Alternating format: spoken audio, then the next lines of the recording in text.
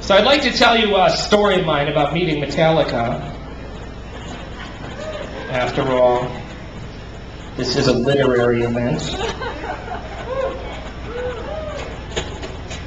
Lars Ulrich is my favorite member. If you have seen the documentary, there's a point where he goes, "What the fuck? Aren't we Metallica?" Love that part.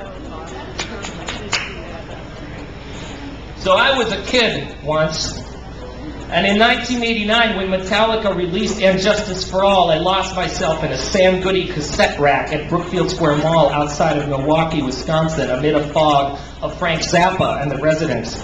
Weirdness was glory, and metal was for older brothers and smokers and the guys who the girls would actually talk back to. 1989 was also the year when Michael Keaton would star as a vinyl-clad philanthropist flying rodent in Tim Burton's revival of the Batman franchise. It was upon the night of its release into a Cineplex suburbia that I first met Lars Ulrich.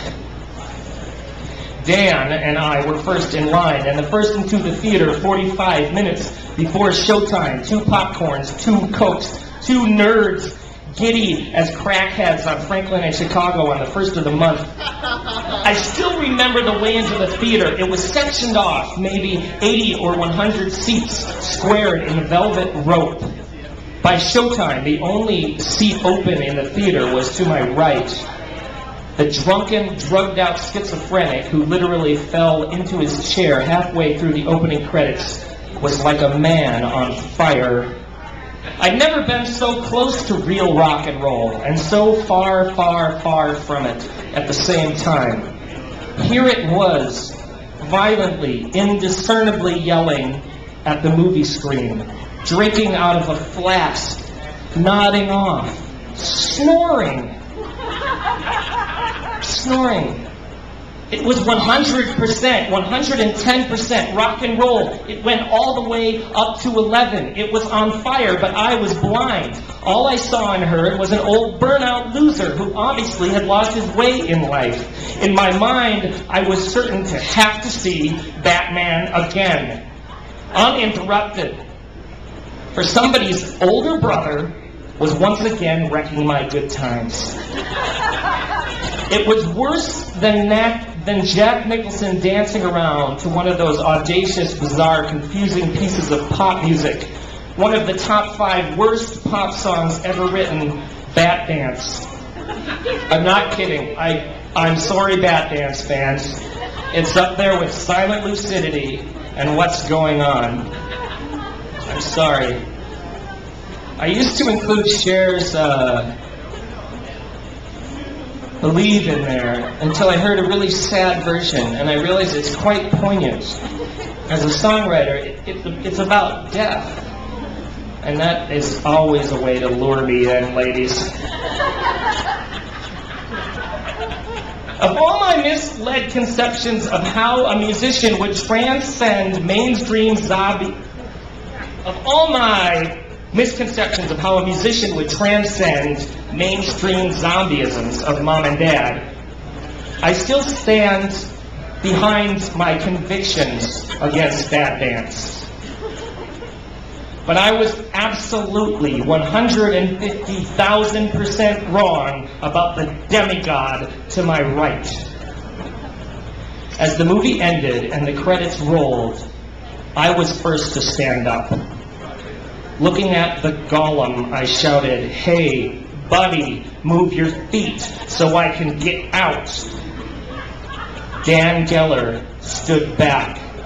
Upon the surrealization, for a good 90 minutes, we had been watching Batman with the drummer of Metallica. I didn't know. I didn't know then. I hadn't yet listened to Battery driving through the Mojave Desert at 95 miles an hour, or Master of Puppets at 5 a.m. deep in the arms of the ex-drunk, junkie stripper girlfriends of my late 20s. And there was one when I was 33. She cheated on me with her tango instructor. It's funny now. I didn't know who Metallica was. But Dan did because of his older brother. And the older brothers that came before us, the older brothers of yore. There in the center of the room were the devilish incarnations of Kirk, Jason, James, and the fucking Cult, who were opening the show that night later in downtown Milwaukee. This was for the Black Album tour, people. Yes, Jason, Kirk, and James were all still drinking.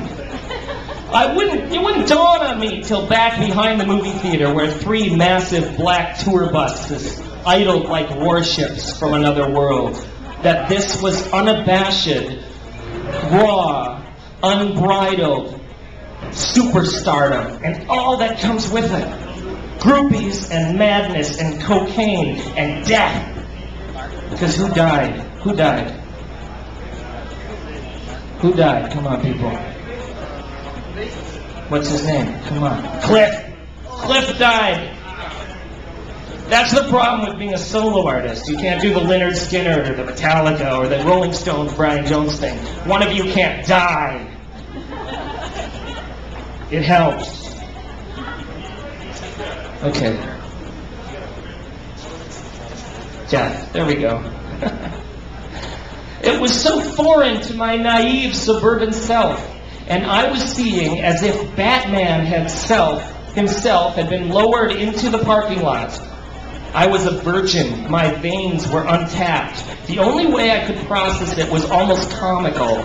It was just as it was in movies. A mob appeared out of thin air for autographs, and the musicians were swaying and staggering. The roadies piled into the bus. Rock and roll superstardom would elude me on its course of mass destruction. I think a lot about preconceived notions. I try not to have them. I think about Van Gogh selling only 2 paintings in his lifetime and having an entire town exile him for it. About this, when I see a bum on the street or a drunk in the corner, that none of us really know who any of us really are, until it is too late to ask the questions we should have asked when we really needed to know the answers. Lars Ulrich, you taught me that night. Something unbeknownst to you. You taught me simply by existing and interrupting my world, interrupting Batman, to keep an eye on what we are mocking, because it may be the very thing that we one day become. And some myths are based upon facts that would crush and destroy us if actually we had to join them. Thank you, Lars Ulrich, drummer of Metallica. I am sorry that I laughed at you. And please don't tell my older brother that I didn't know who you were. True story. True fucking story.